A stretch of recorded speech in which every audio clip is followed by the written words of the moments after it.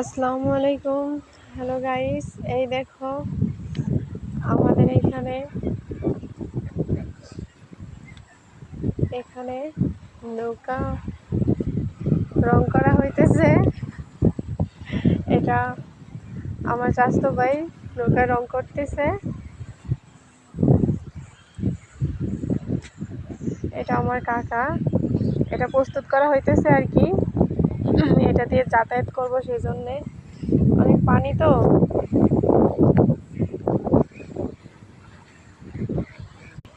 পানির কারণে গবাদি পশুর অনেক ক্ষয়ক্ষতি হইতেছে।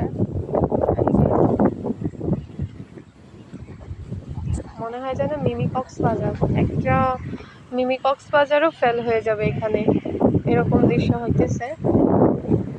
আর এই তো হাঁসগুলো সব উপরে উঠে আসছে, পানির জন্য ডিমগুলো কোথাও যাইতে পারতেছে না। এরকম প্রায় 4 ভাগে 2 ভাগই পানি হচ্ছে, 2 ভাগ ওই 3 ভাগই পানি হচ্ছে, একবার আগেই হয় নাই। তারপরেও জানি না কতটুকু, সব ভেঙে নিয়ে যাচ্ছে। আল্লাহ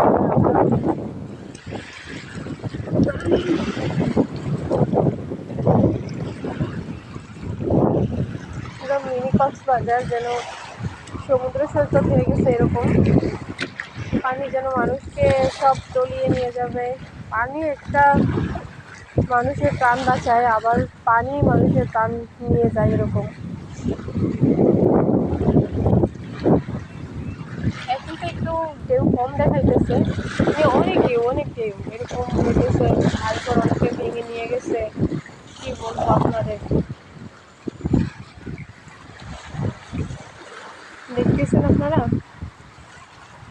আমাদের জন্য একটু বেশি বেশি দোয়া করবেন।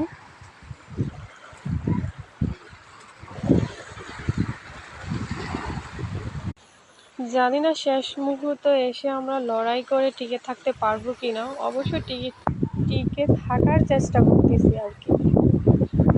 গ্রামীণ জীবন তো এরকমই হয়, এক নিমেষে যেন সবকিছু তলিয়ে নিয়ে যাচ্ছে এমন মনে হইতেছে। বৃষ্টি থামতেছেই না, এরকম হয়ে গেছে।